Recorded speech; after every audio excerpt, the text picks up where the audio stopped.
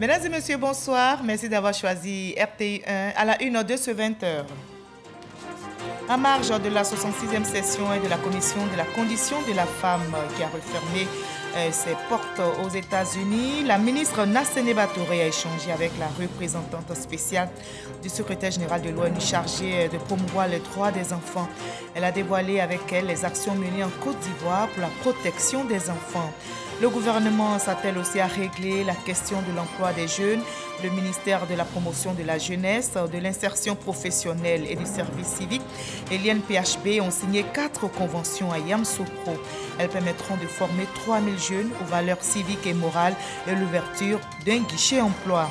Le futur CHU de San Pedro, bientôt opérationnel. Le ministre de la Santé, de l'Hygiène publique et de la couverture maladie universelle était en visite dans la région. Pierre Dimba annonce l'inauguration de cet établissement hospitalier ainsi que l'hôpital général de Meyagui dont les travaux avancent bien. Le président du Pakistan dissout l'Assemblée nationale. Cette dissolution entraînera la convocation d'élections législatives anticipées dans 90 jours. Le chef de l'État pakistanais qui a échappé à une motion de défiance a pris cette décision à la demande de son Premier ministre. Soyez les bienvenus sur RTI1. La lutte contre le travail des enfants s'accentue dans notre pays. Plusieurs actions sont menées pour la promotion de leurs droits. La ministre Nassene Batouré, justement en mission aux États-Unis récemment, a présenté le plan de lutte. Elle a évoqué avec la représentante spéciale du secrétaire général de l'ONU chargée de la question des violences des enfants, Ami Sissoko, depuis les États-Unis d'Amérique. Les travaux de la 66e session de la condition de la femme à l'ONU et différentes audiences avec les institutions des Nations Unies ont marqué le séjour new-yorkais de la ministre Nassene Batouré. Reçue à la mission permanente auprès de l'ONU, Nadja Mala Mjid est la représentante spéciale du secrétaire général des Nations Unies chargée de la question de la violence contre les enfants. Abordée avec elle, la promotion et la protection des droits des enfants en Côte d'Ivoire. Nous avons mis en place un comité spécial depuis 2012 du CNS, qui est le Comité national de surveillance des actions de lutte contre la traite et l'exploitation et le travail des enfants. La traite des enfants à laquelle on assiste, c'est celle qui est sous-régionale, subsaharienne. Et aujourd'hui, la Côte d'Ivoire lutte et nous avons plusieurs centres d'accueil de ces enfants. Ceux qui sont de la Côte d'Ivoire, ils sont rescolarisés, on essaie de les mettre à niveau pour les remettre dans le circuit scolaire, et d'autres par contre qui dépassaient l'âge d'aller à l'école, certains prennent des cours d'alphabétisation et on leur donne une formation à un métier et on les réinsère et il y a un suivi. Le nombre d'enfants réfugiés, le nombre d'enfants enrôlés, le nombre d'enfants migrants, le nombre d'enfants transférés, le nombre d'enfants vendus, le nombre d'enfants est impressionnant. Quand on les voit comme des acteurs et quand on leur donne les moyens, c'est fou ce que ça change. Donc c'est possible. Je suis ravie que vous investissiez dans le capital humain et ça commence dès la naissance. La représentante spéciale du secrétaire général des Nations Unies chargée de la question de violence contre les enfants a répondu volontiers à l'invitation de la ministre à participer à la rencontre des ministres en charge de l'enfant de la CEDEAO en mai prochain à Abidjan. Rencontre qui définira une stratégie commune régionale dans le cadre de la lutte contre la traite, l'exploitation et le travail des enfants. Et le gouvernement ivoirien s'attelle aussi à régler la question de l'emploi des jeunes. Le ministère de la promotion de la jeunesse, de l'insertion professionnelle et du service civique et l'INPHB ont signé 4 conventions. C'était à Yamoussoukro. Ce partenariat devrait permettre de former 3000 jeunes aux valeurs civiques et morales et l'ouverture d'un guichet emploi. Les ministres Adama Diawara et Mamadou Touré ont réitéré l'engagement du gouvernement à aider la jeunesse, nous dit Kader Sogotogo. 3000 jeunes issus de 14 districts autonomes de Côte d'Ivoire seront formés aux valeurs civiques et morales dans le cadre du service national des jeunes. Une convention de partenariat entre l'Institut national polytechnique Félix Houphouët-Boigny de Yamoussoukro et le ministère de la promotion de la jeunesse, de l'insertion professionnelle et du service civique vient d'être signée dans ce sens. L'INPHB, qui est une référence en Afrique en matière de formation d'ingénieurs et de techniciens, vient ici apporter son expertise en soutien aux jeunes Ivoiriens. 3 autres conventions, notamment l'installation et l'inauguration du guichet emploi jeune, l'extension de la parcelle agricole expérimentale qui passe de 2 à 9 hectares, font désormais de l'INPHB un pion clé pour la promotion des jeunes. Les jeunes qui sont formés ici reçoivent des formations de qualité, ils sont formés pour l'emploi, mais nous souhaitons aujourd'hui que la Côte d'Ivoire aussi puisse former des jeunes pour l'auto-emploi, qui fera d'eux également des employeurs de demain et qui aideront justement dans la politique de réduction du taux de chômage au niveau national. Les ministères concernés, représentés au plus haut niveau, réitèrent la volonté du gouvernement d'œuvrer pour le bien-être des jeunes Ivoiriens. J'ai décidé, donc avec mes équipes, de la mise en place d'une ligne de financement qui ira jusqu'à 200 millions de francs CFA par an pour permettre donc à ces jeunes issus de l'INPHB qui sont porteurs de projets et qui ont besoin d'un accompagnement financier d'accéder à ces financements. Les structures d'enseignement supérieur et de recherche scientifique ont peut-être 2 missions principales. C'est l'enseignement. Il y a aussi que ces structures-là ont une vocation, ont une mission, c'est le service à la communauté. Et je pense que là, on est de plein pied dans cette mission. La phase pilote du service national des jeunes démarre dès les vacances 2022 avec 500 jeunes. Des efforts sont consentis également dans le domaine agricole. Le prix du kilogramme de cacao pour la campagne intermédiaire a été fixé à 825 francs CFA. C'est le même prix déterminé lors de la campagne principale. L'information est bien accueillie par les producteurs. Ils y voient là une prise en compte par le gouvernement de leurs revendications pour un revenu décent. Jean-Luc Bambo. Soulagement, joie, espoir. Les sentiments qui animent les producteurs de cacao au lendemain de l'annonce du prix du kilogramme pour la campagne intermédiaire sont multiformes. Nous avons rencontré certains dans leur plantation. Ils n'en espéraient pas autant. Nous avons subi le choc de la pandémie du Covid-19 et aujourd'hui, avec la guerre ukraino-russe, on s'est dit que les prix allaient s'effondrer. Et tous les oiseaux de mauvais augure nous disaient que le cacao n'allait pas être acheté même à 600 francs. Il faut prier Dieu pour le président Alassane Ouattara. Nous, on n'a pas pensé que dans cette période tumultueuse que le monde traverse, on allait pouvoir même ajouter 5 francs sur le cacao. Mais le prix a été maintenu. Donc il faut le remercier parce qu'il pense au monde agricole et surtout le monde café-cacao.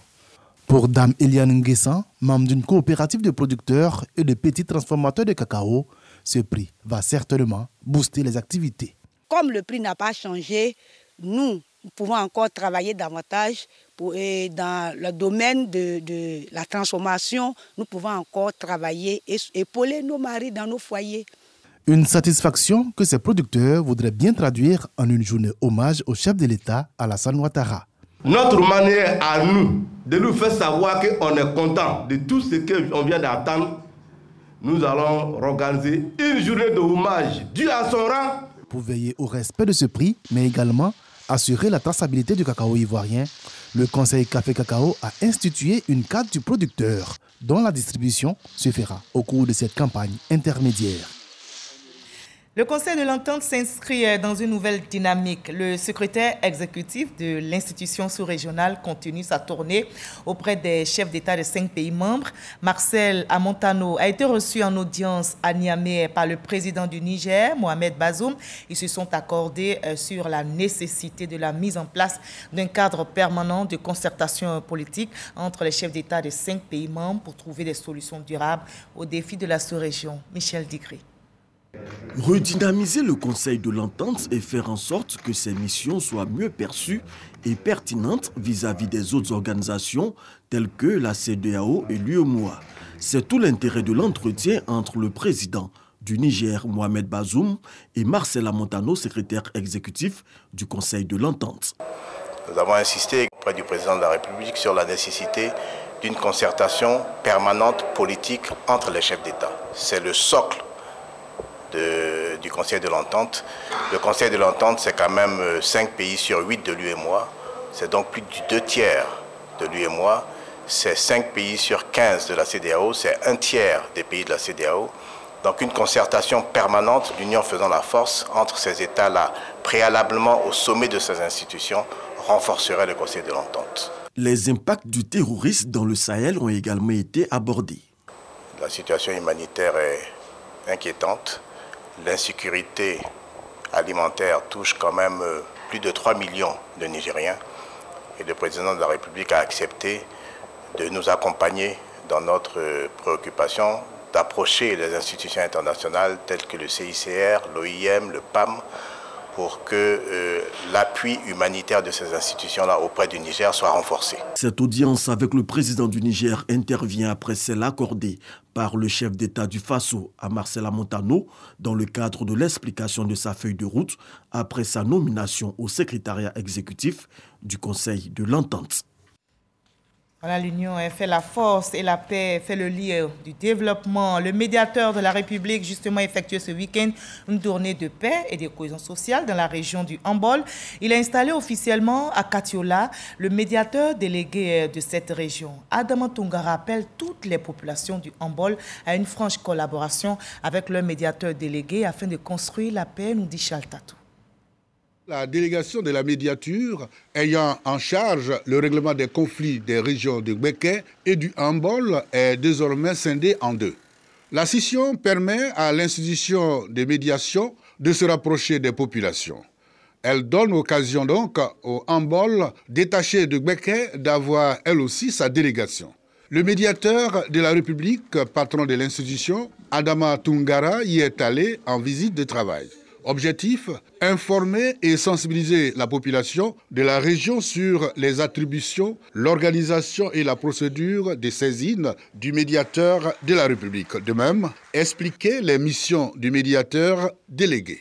Adama Tungara a procédé également à l'installation officielle du médiateur délégué du Hambol et l'ouverture des locaux de la délégation. Je ferai tout pour être à la hauteur de la tâche que vous avez le bien me confier.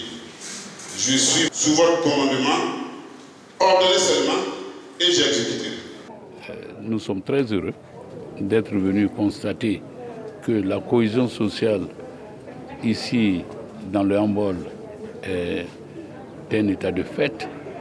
Et la présence du nouveau médiateur délégué ne servira qu'à consolider donc la cohésion sociale à laquelle nous attachons un prix important. Plusieurs cadres de la région, avec à leur tête le ministre des Mines, du Pétrole et de l'Énergie, Thomas Kamara, ont pris part à la rencontre. C'est une marque donc de considération pour nous, région du Hambol. Nous étions, on va dire, fusionnés à la région du Béquet. Aujourd'hui, donc, il nous installe notre médiateur délégué et nous voulons vraiment lui dire merci. Avec l'ouverture du siège local du Hambol, l'institution, le médiateur de la République, dispose de 14 délégations de médiation à travers le pays. Les populations de San Pedro peuvent aussi se réjouir de la paix dans leur région, mais aussi de leur futur CHU qui sera bientôt opérationnel.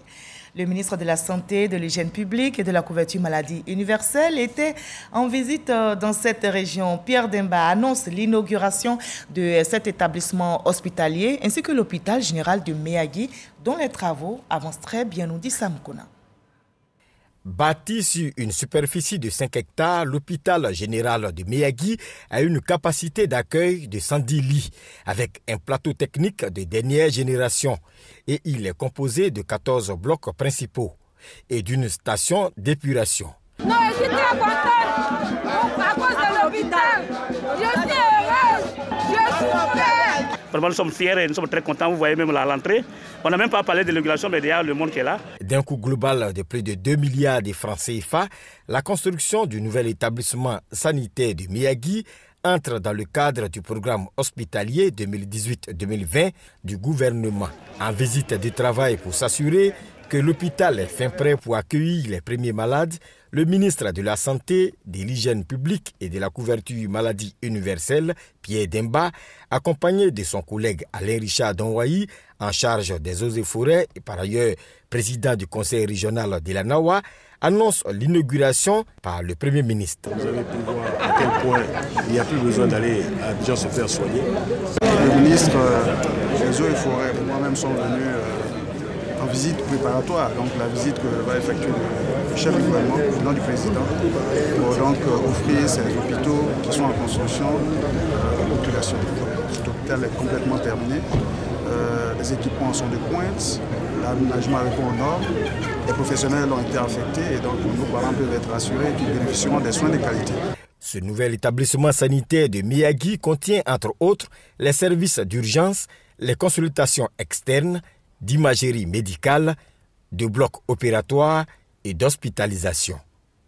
On améliore aussi notre cadre de vie. L'ONAD, l'Office national de l'assainissement et du drainage, vient d'installer une station de traitement des boues de vidange du côté de Bouaké. Un coût de réalisation 1,7 milliard de francs CFA. La station a été mise en service. Il est question de préserver l'environnement des déversements anarchiques des boues de vidange. Quoi de quoi, mes gens de Dieu? Les membres du conseil d'administration de l'ONAD, Office national d'assainissement et de drainage, à la station de traitement de boues de vidange de Bouaké. Les administrateurs viennent s'enquérir du fonctionnement de cette station mise en service depuis le 21 octobre dernier. D'une capacité de 350 m3 jour, cette station offre aux sociétés de vidange l'opportunité de dépoter les produits de vidange des fosses septiques des ménages. Après 6 mois d'activité, le bilan est jugé satisfaisant. Après cette visite, on peut dire que nous sommes sur le bon chemin, puisque sur un espace d'1,5 hectare, nous avons constaté les installations qui sont effectivement achevées, qui sont utilisées. Aujourd'hui, on dénote près d'une vingtaine de camions par jour et qui progressent parce que l'objectif, c'est d'atteindre le niveau de 250 m3 jour. Cette station est un cadre approprié pour préserver l'environnement de la ville de Bouaké des déversements anarchiques des boues de vidange, d'où cet appel du ministère de l'Assainissement et de la Salubrité aux populations. L'ONAD a organisé aujourd'hui le secteur des vidanges. Il ne faut pas que nos parents vidangeurs s'éclisent pour enlever les boues de vidange des domiciles et aller rejeter dans la nature. Cet investissement a été réalisé par l'État pour améliorer notre cadre de vie. À terme, toutes les régions du pays seront dotées de stations de traitement de boues de vidange. Prévu la construction de 11 stations de ce type qui vont couvrir ces 11 régions, étant bien entendu que l'objectif c'est d'aller couvrir l'ensemble des 31 régions et après couvrir le département. Cette visite de terrain est précédée par un conseil d'administration tenu à Bouaké en prélude à l'inauguration officielle de la station. Le Ramadan 2022 en Côte d'Ivoire a débuté. La communauté musulmane est en jeûne depuis hier samedi et 2 avril. C'est aussi un mois de partage. La maire de la commune d'Abobo, Kandia Kamara, a fait des dons à la communauté musulmane d'Abobo. Ce sont des vivres composés de sucre et de riz, des dons du conseil municipal pour traduire toute la solidarité aux musulmans qui abordent la période de jeûne. Ralil Diomondé, Franck Quadio. Des vivres pour la communauté musulmane de la commune d'Abobo.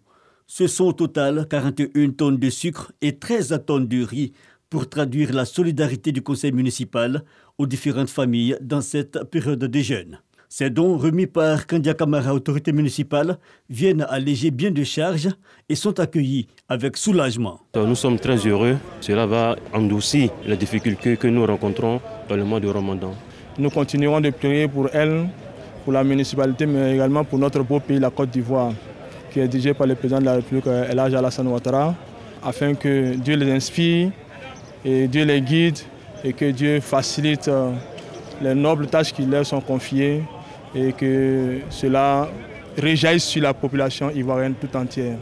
Mois du Ramadan, mois d'adoration, mais surtout mois de partage et d'amour, la donatrice invite les populations à prioriser le vivre ensemble. Je voudrais, au nom de tout le conseil municipal et de tout le personnel de la mairie, vous dire combien de fois nous sommes heureux de pouvoir poser l'acte que nous posons aujourd'hui.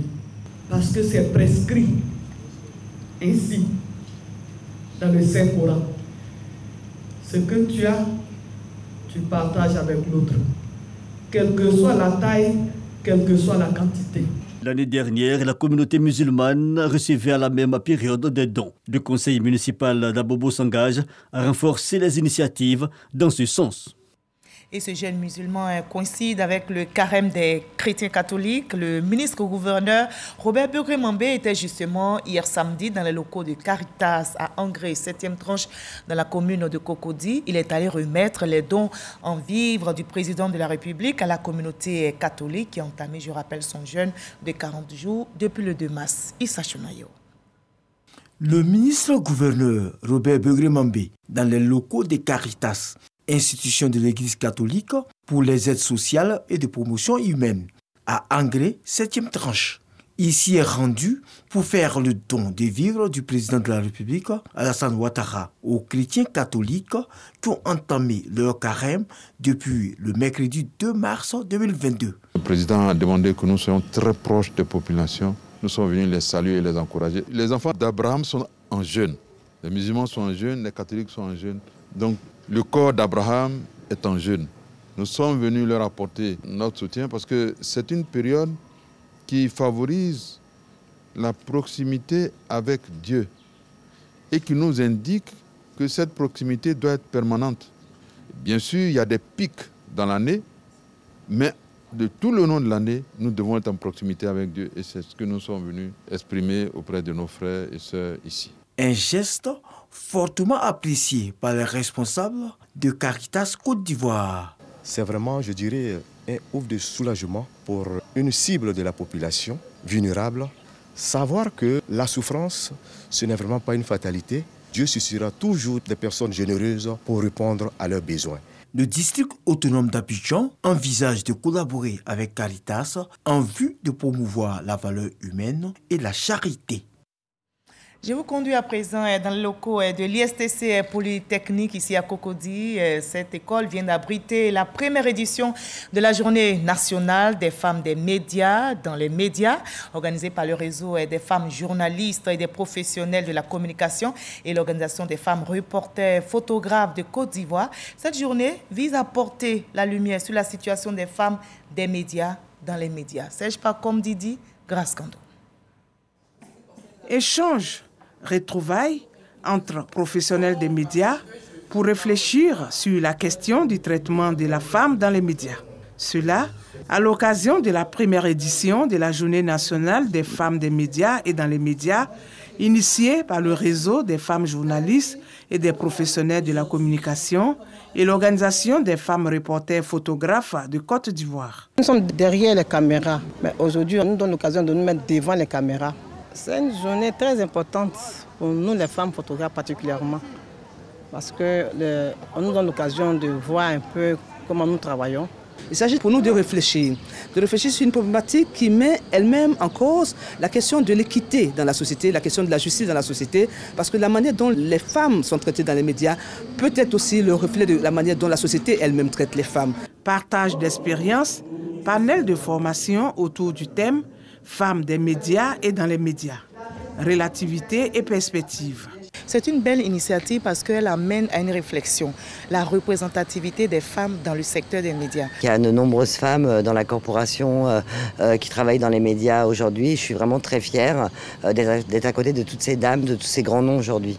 C'est toujours important, surtout si c'est pour organiser des formations, parce que le renforcement de capacités dans le monde professionnel est important, surtout ces métiers d'apprentissage. Porter la lumière sur la situation des femmes des médias et de la communication et des femmes en général dans les contenus médiatiques est l'objectif clé de cette journée des femmes des médias et dans les médias.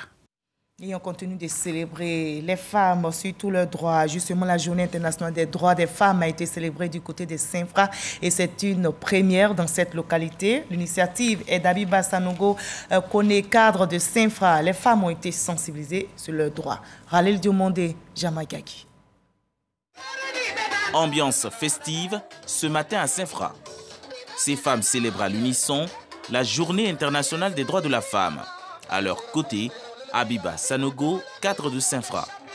Elle honore ces braves dames pour leur dévouement et leur leadership. Des honneurs matérialisés par la remise de présents. Outre le caractère festif, Abiba Sanogo a saisi l'occasion pour entretenir les femmes sur le message fort que revêt le thème de la 45e journée internationale des droits de la femme, notamment l'égalité des chances pour un avenir durable en Côte d'Ivoire.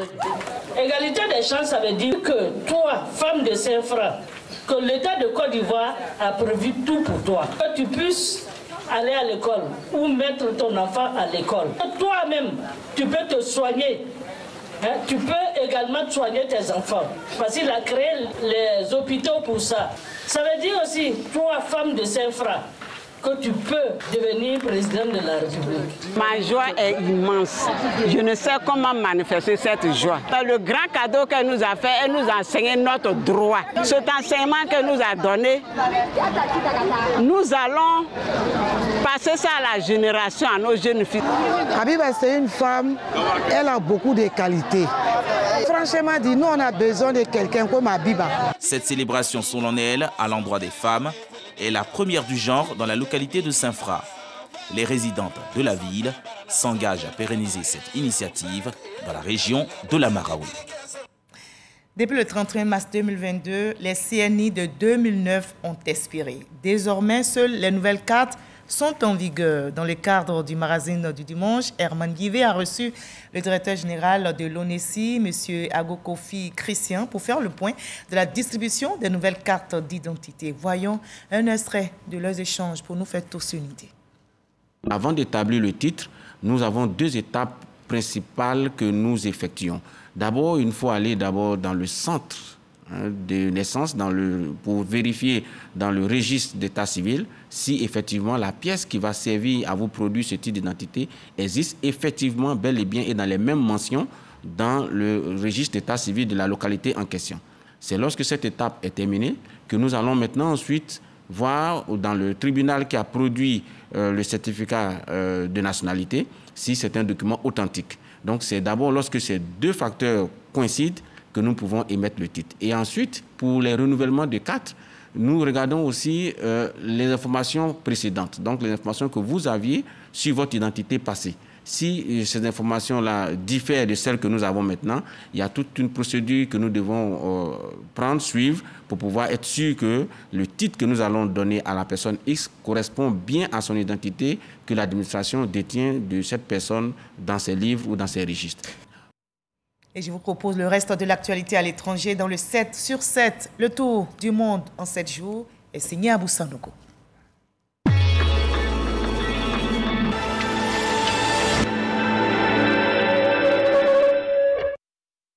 L'ancien conseiller économique de Donald Trump, Peter Navarro, et Dan Scavino, en charge des réseaux sociaux, tous deux étaient assignés à comparaître devant la commission parlementaire chargée d'enquêter sur l'assaut du 6 janvier 2021, en raison de leur refus de témoigner dans l'enquête. 8 casques bleus sont morts dans un crash d'hélicoptère de la MONUSCO, la mission onusienne en RDC. L'appareil s'est écrasé dans l'est du pays, dans une zone où depuis quelques jours, d'intenses combats opposent les forces armées congolaises et les rebelles du M23. Les deux camps s'accusent mutuellement d'avoir abattu l'appareil. L'ONU exige des enquêtes sérieuses et la vérité sur les crashs. La Corée du Nord n'a pas lancé de missiles monstres, contrairement à ce qu'elle a affirmé le 25 mars. Selon l'armée sud-coréenne, il s'agissait du même missile balistique intercontinental que celui testé à Pyongyang en 2017. Dans un communiqué, le président du groupe rebelle du Conseil du commandement militaire pour le salut de la République a annoncé suspendre sa participation aux discussions pré-dialogue à Doha.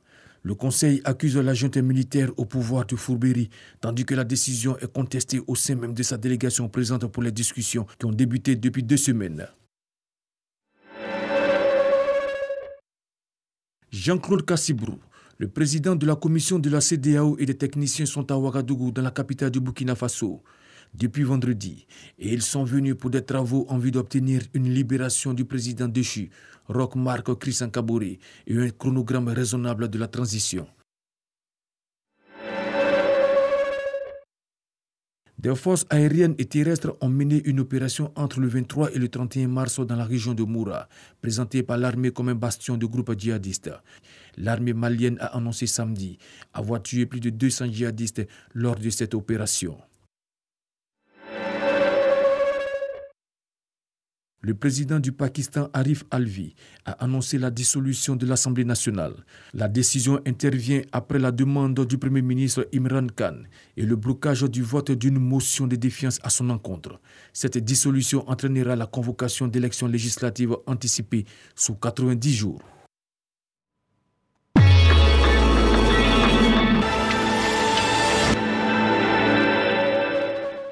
Et voilà, ainsi va le monde. L'actualité revient à 23h avec Abdoulaye Koné. Demain 20h, retrouvez Kolo Klubali. Et moi, je vous dis à très bientôt. Prenez soin de vous.